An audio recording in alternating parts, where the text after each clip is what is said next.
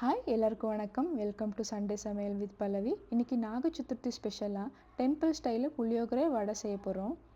ஒரு பேனில் 2 ஸ்பூன் தனியா, 1 ஸ்பூன் கடலைப்பருப்பு, உளுத்தம்பருப்பு, மிளகு, சீரகம், வெந்தயம், வெள்ளை எள்ளு, கடுகு, காஞ்ச மிளகாய் சேர்த்து ரோஸ்ட் பண்ணி மிக்சர் ஜாரில் நைஸாக பவுட்ரு பண்ணி எடுத்து வச்சுக்கலாம்.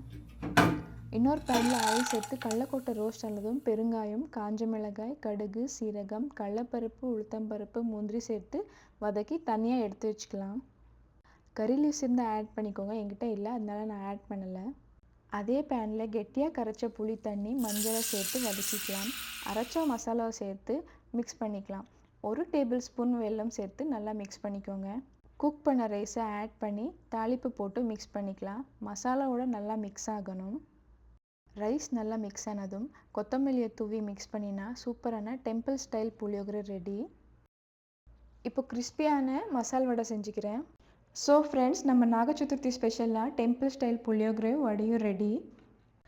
சிம்பிளாக ட்ரெடிஷ்னலாக பண்ணியிருக்கோம். உங்களுக்கு இந்த ரெசிபி பிடிச்சிருந்தா வீடியோ லைக் பண்ணுங்கள், கமெண்ட் பண்ணுங்கள். இன்னும் சமையல் வீடியோஸை பார்க்க நம்ம சேனலை சப்ஸ்கிரைப் பண்ணுங்கள்.